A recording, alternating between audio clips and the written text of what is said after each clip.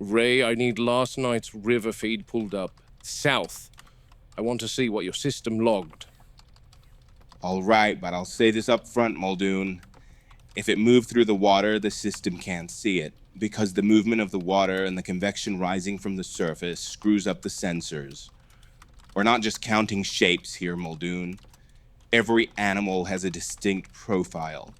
Pattern recognition, movement signatures, it's not just eyes on a screen. I want to see what the computer has to say about a certain animal from last night. The computers don't count animals the way people do. They don't say, that's a raptor. They say, that's asset ID 307, exhibiting behavior within expected parameters. Each animal's tagged visually and behaviorally, like a fingerprint. And if one doesn't match a fingerprint? Then it's flagged as temporarily unknown. Environmental anomaly, false positive. The system assumes the roster is correct and filters anything that doesn't belong. Shadows, reflections, birds, overlapping heat signatures, foliage movement. So if there's an animal that shouldn't exist, the computer politely ignores it. Until a human tells it not to. The tally is a closed loop, Muldoon. We start with a known number, and the system maintains that number unless instructed otherwise. These animals don't just pop into existence. Births are logged, deaths are logged, transfers are logged. The assumption is order. It doesn't look for what it's not told to expect. That's a waste of computational power. Raptors, for example, are counted because they already exist in the database. An unaccounted one has no label to attach to. It works 99% of the time. And the remaining 1%? That's why you're here instead of trusting the screen. Look, here's the river segment. What timestamp are you after? Around 2 a.m. Here's the Dilo enclosure. Here's you. What's that? It's a temporary label while the computer figures out what to classify something. What's in the raft with you? So if something was cloned, or hatched, or moved without being entered... Then it gets designated this label until it causes a cascade failure. Missing animal report. Look, Muldoon, computers are very good at enforcing assumptions. They're terrible at questioning them. That's still our job. Then I want the assumption challenged. At this point, I'd rather see the truth than a clean spreadsheet. Can you rewind and follow that label to exactly the point when the computer first picks up on it? Near this drainage pipe is the first sighting. It occurs a little before midnight. No digital footprint anywhere before that. Why do you ask? Nothing, Arnold. It's been neutralized. I need to let this go.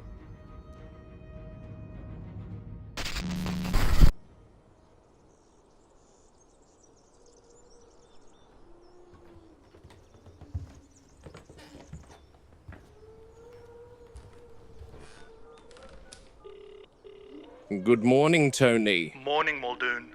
It's not like you to be late for the boat at the East Dock. You didn't even close the lookout door on your way out. I didn't? I could swear I did. Door's wide open. I guess I mustn't have then. Sorry, Muldoon. No harm done, Tony. It's all right. Just don't want a rat or something coming shit in here. Fair enough. Actually, I haven't seen a rat over there in ages. Come to think of it, neither have I. I'll leave you to it, Tony. Take care. Bye.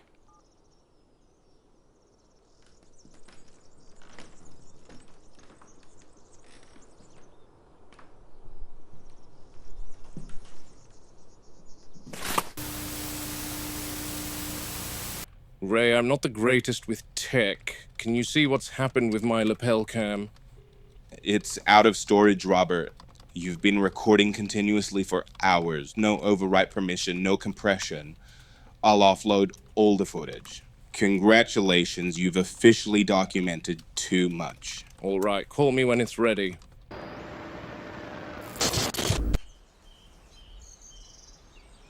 Robert Muldoon, Game Warden. Inspection log for September 18, 1991. This is the Animal Handler's Corridor, adjacent to the Jungle River, in the Sauropod Swamp exhibit.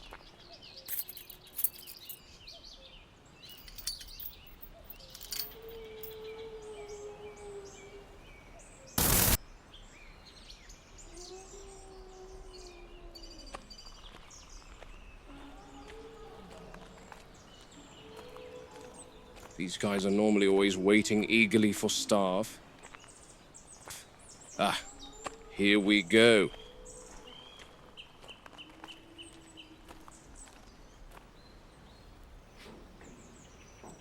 Beginning inspection of the Parasaurolophus and their enclosure. 3 subadults present, all accounted for, all crowded near the feeding gate, despite the paddock being otherwise open. That alone tells me more than any chart.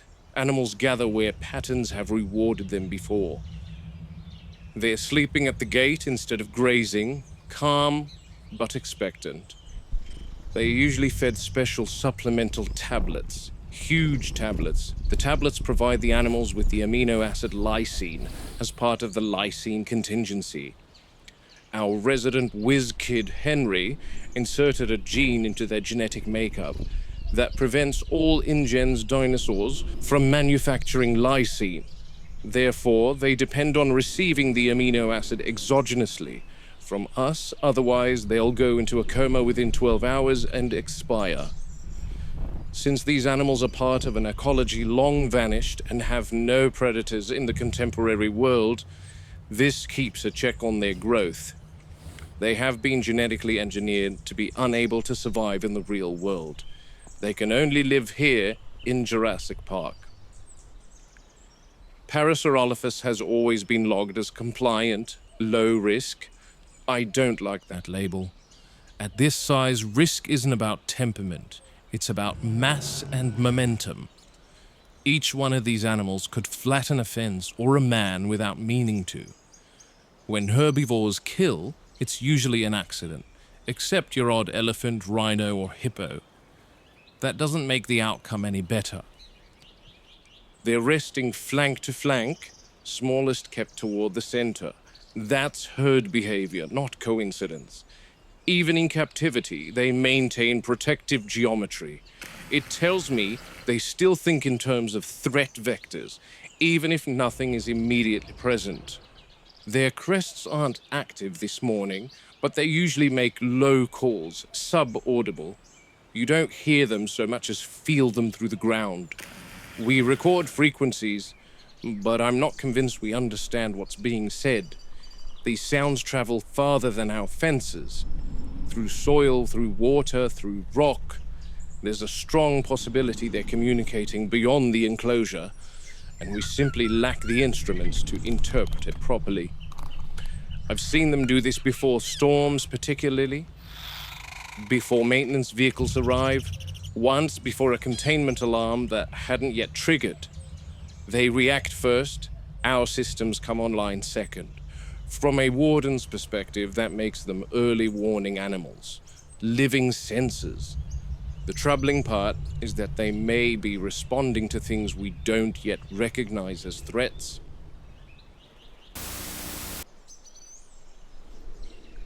The enclosure itself is wide, scenic, open by design, excellent for visibility, poor for control. If these 3 panic, there is no graceful failure, there is only a stampede. Fences are rated for pressure, not intent, and intent doesn't matter when several tons decide to move at once. I've noticed repeated contact points along the same sections of the perimeter, not ramming, not testing, just habitual presence, standing, leaning, listening. Animals map their world the way people do, through repetition.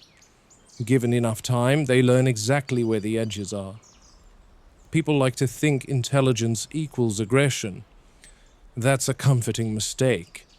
These animals remember handlers, feeding schedules, changes in routine. They recognize individuals. I've seen them track someone with their eyes long after that person has left their field of view. That kind of awareness doesn't disappear just because we label them gentle giants.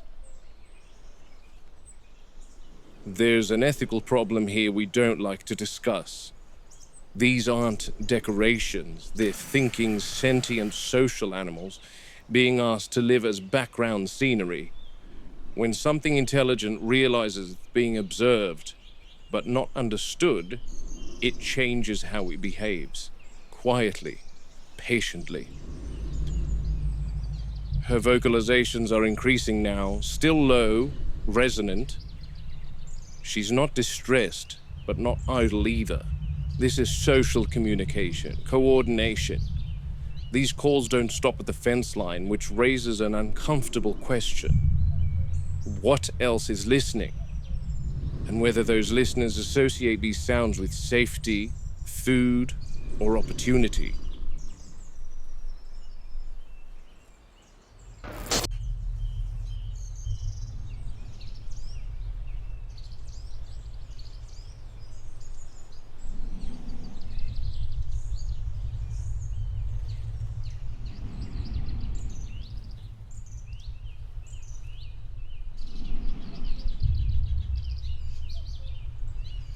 Everything here appears normal, healthy animals, clean enclosure, no visible stress markers, and that is precisely when I pay the closest attention. In my experience, disaster doesn't announce itself. It waits until everyone is satisfied the system is working. Logging this as a routine inspection, though I don't believe in routine anymore. Animals are calm, feeding platform remains the focal point of attention, herd cohesion is strong, environmental sensitivity remains high, no immediate action required. Beautiful animals. End of log.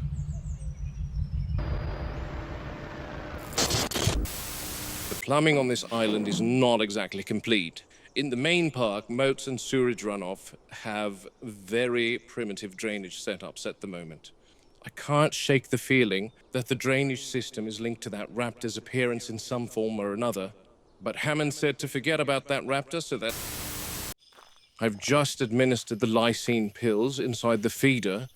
2 of them are taking the tablets now, Storm and her sister. They don't chew, they lick them. They don't hesitate once the scent is right. Meat is the only language they understand, and that's the problem. Lysine isn't food to them, it's an intrusion. We dress the tablets in fat and goat's blood, and hope instinct does the rest. It usually does, provided we've made them hungry enough. And that's the part no one likes to hear. They don't get fed for 7 days prior. 7 days of nothing. No live prey, no goats, no cows, nothing. We let the hunger sharpen them until the smell of the tablets overrides their suspicion. It's effective, but I won't pretend it's humane. It's a compromise born out of stubborn biology and our refusal to redesign the animal from the inside out. You can't reason with a predator that only eats what fights back. We've tried alternatives, injectables in prey animals, time-release capsules, aerolized supplements.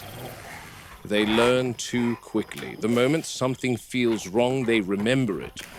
And all it takes is one bad experience and you've lost the method forever.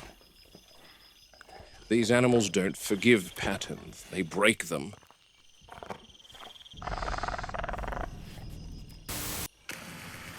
I'm watching the third one now, the big one.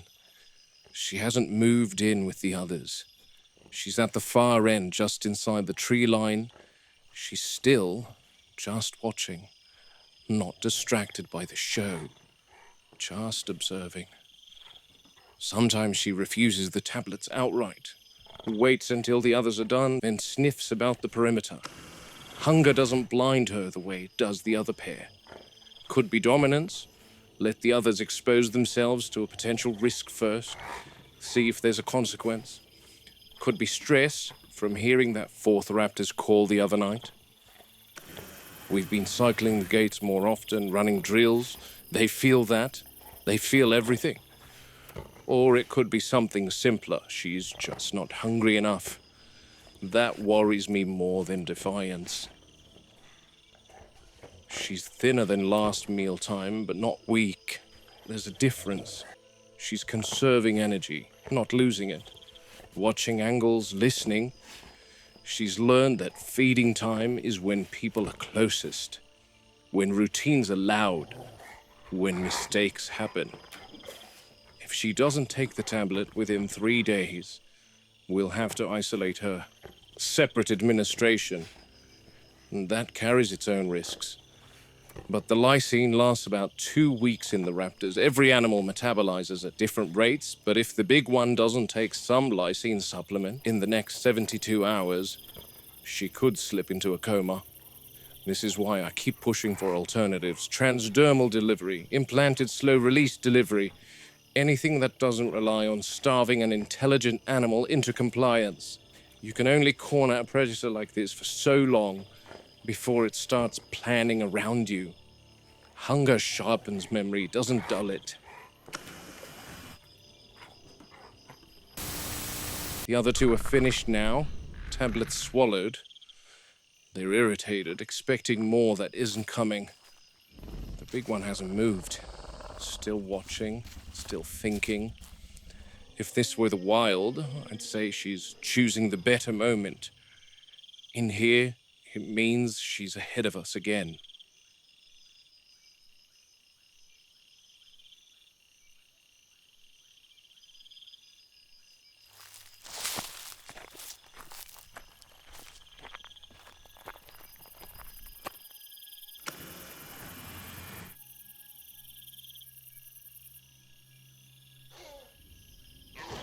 Seems like they've disobeyed her. Oh, Christ! I know I said I'm done with following this up, but there's one more large drain that I just remembered, and I can access it without entering any enclosure.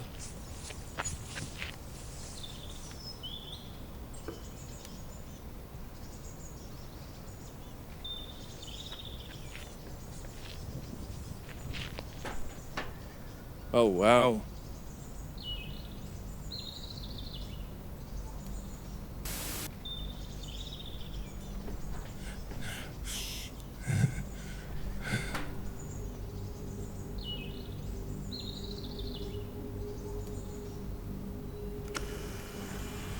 Oh, wow.